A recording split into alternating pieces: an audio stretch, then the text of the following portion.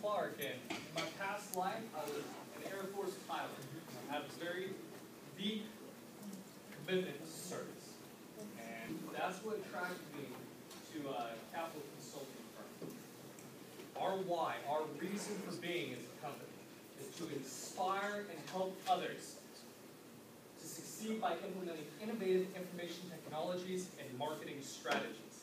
Now this is important because this vision, this purpose, is what drives our entire organization. And a clearly defined organizational purpose is paramount to any organization's success. Simon Sinek, the author of Start With Why, explains. Do you ever wonder why some organizations and some people seem to have an unbalanced amount of success in the world? Why is it, for example, that Apple is more innovative than any of their competitors? I mean, any of their competitors have equal and open access to the same talent, the same resources, the same agencies, the same consultants, the same media, and yet Apple continues to out-innovate them. How is it that the Wright brothers, who were competing against teams who had way more money and were more educated and were better connected, how is it that they were able to innovate powered manned flight? And how is it that Martin Luther King, for example, a man who was not the only one who knew what had to change and wasn't the only person who suffered in a pre-civil rights America, how is it that he was able to rally a nation to change the course of the direction of this nation? Hi, I'm Simon Sinek, and a few years ago I made a discovery that profoundly changed my view of the world and profoundly changed my life.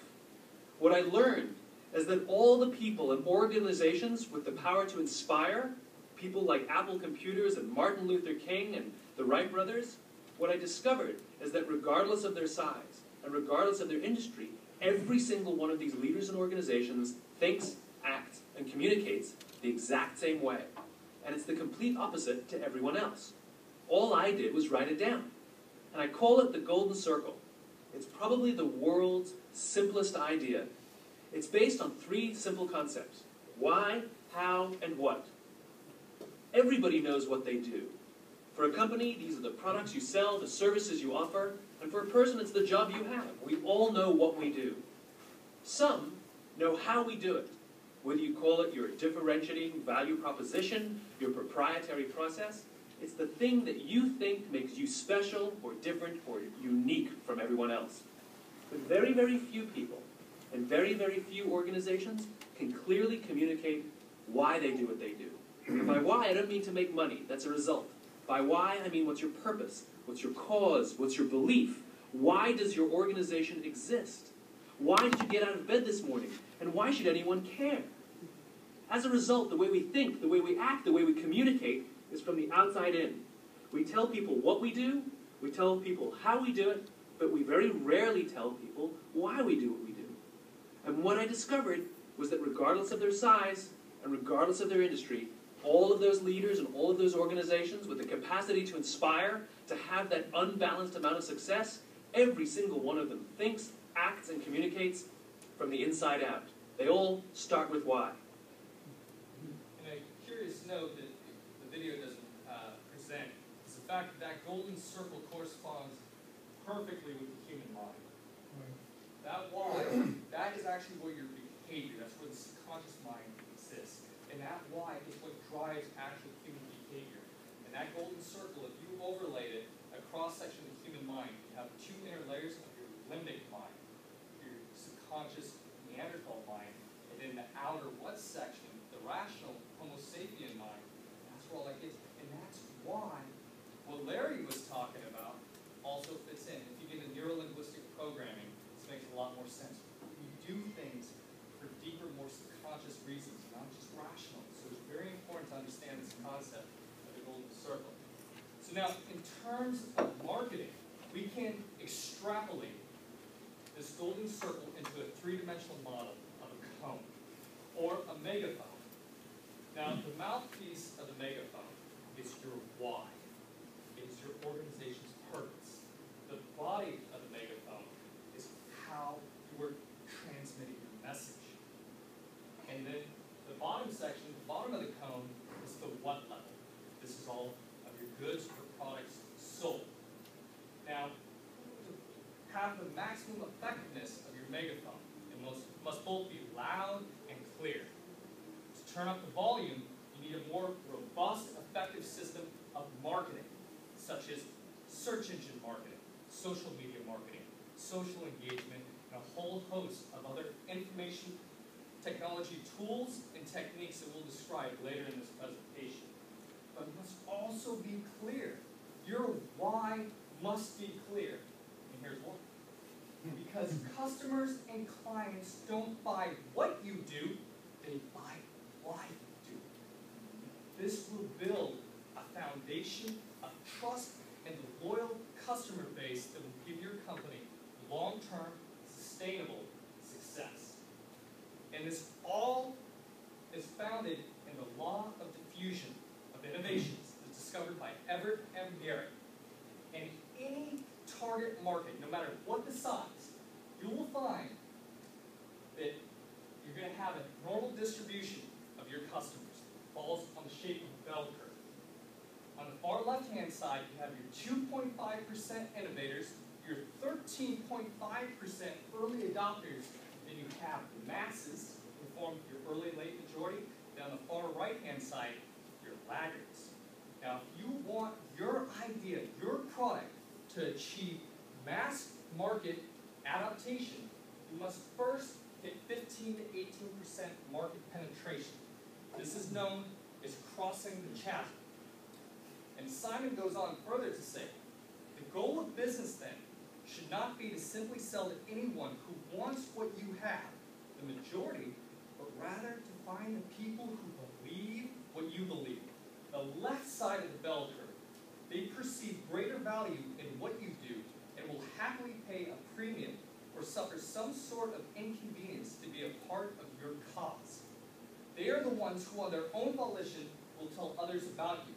Their ability to easily see why they need to incorporate your products into their lives makes this group the most loyal customers. They are also the most loyal shareholders and the most loyal employees. No matter where they sit in the spectrum, these are the people who not only love you, but talk about you. Enough of the people on the left side of the curve on your side, and they encourage the rest to follow. This is in fact how Malcolm Gladwell's tipping point tips. Market to the left-hand side, those who believe what you believe. And now, we're going to go on. So now that you have an idea of what the strategic marketing plan is with Capital Consulting, we're now going to show you how we're going to accomplish this for you, how we're going to attract those people who believe what you believe.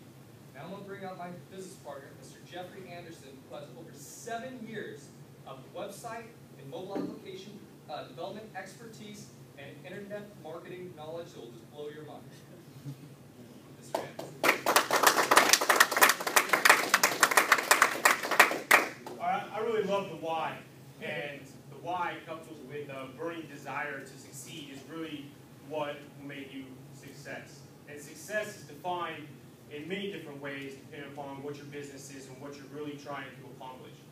What I'm going to do here is I would like to touch on Stephen Covey, as Aaron did earlier, and he really talks about the paradigm, how we see the world. So I would like to open up your paradigm and show some fun facts of what the internet world looks like. So currently today, the 10 largest providers of broadband internet in the United States, they bring in around $350 billion worth of revenue every year. And out of that 350, they have an investment of $50 billion investing back into the infrastructure that we will know and see tomorrow. The government, the United States government, is also putting in $10 billion per year to build up this infrastructure so that everybody has access to the internet. Now I'm going to move through these slides really quickly. We'll have these accessible on our website so that you can see them. 95% of all Americans have access to broadband internet speeds of 4 megabytes or faster. This is huge for anybody who wants to touch a person in another place or get their information out through the internet. That equals 290 million people that are online and have access to your information. This is what the United States looks like, with blue being the most penetrated area with the highest internet accessibility, and red being the least accessible, we can see that the nation is pretty wide open and has access to our information if they know how to get it. We can break down the market into income levels. So we can see that adults that make $40,000 and above pretty much have 84% higher adoption rates of broadband internet. We have age groups, 18 to 65, 74% and above, or 64 in the middle range, 50 to 64, have access to the internet and are using it on a regular basis. This is a slide that I like the most because it shares with us some information of what people are doing online. 83% of internet users bought a product online last year. What I really like and what makes me encouraged about the internet is that 69% of users did online banking. That means that they trust the system. They trust their money, they trust their information in the hands of anybody through the internet. Here is a little bit of the e-commerce spending through the internet. And we can see that Q2 2012, there was about $43 billion spent online in the second quarter of 2012. And who's the internet for? It's for anyone that has anything to say, something to promote, or people that have something to sell, which is any of us in this room. And who benefits from the internet the most? As Shane was talking about the early adoption, anybody who adopts the internet at an early stage in business is going to benefit the most. We know that 62%, and this is a stat from Google, of small businesses in California do not have a website. And 97% of consumers are looking daily online to find out your products and services. And this goes to the mobile application development, gentlemen. Web.com conducted a survey of 500 small businesses, and they revealed that only 14% of them have adopted a mobile website. They built their mobile website with mobile in mind. And then out of those small businesses, 84% of them have reported market activities that inspire increased traffic through their mobile website. So the vehicle as we see it is a responsive website, and I'll touch on what that is. The use of web apps to create productivity in your business and to reduce the amount of time and overhead that you're paying for tools nowadays. Mobile applications for your business so that anybody, Jazz is on his phone right now, he can access your data. You're sitting here, you might be on one of your websites. Optimized and relevant content, you must be delivering the message that the person wants to hear. As Shane was telling us earlier, or Robert was telling us earlier, we're going after the people who believe what we believe, and they're searching for what you believe. And so by having that relevant and optimized content, you will find each other, or they will find you. A social presence. Social is huge, and I will show you some numbers of the stats of how many people use social and what are the largest social networks, but it's becoming the new way to communicate, and it is the future for businesses to get their message out and continue to interact with their customers. And then a well-built search marketing campaign is necessary for getting your message out because some people might not know how to find you. But if they're searching a certain keyword, which Derek will touch on, you can access them through other channels. So we all pretty much know what a website is, but a traditional website where we just put information on is no more valuable than an old stone tablet. It's non-responsive, it doesn't act, it has no functionality, it's just words on the page.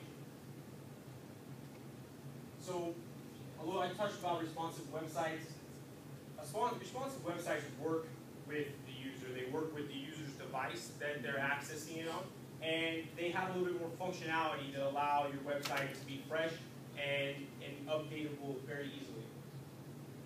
So your website can look like this on a widescreen monitor, and on a smaller monitor look like this, a laptop that looks very similar, mobile device. You can see how it shifts the colored boxes in order to fit the layout of the device, and it does the same thing with the mobile phone. And the menus actually change with the width of the device. And this is one of the easiest ways to have a website that's mobile friendly. And it does, and this is all done through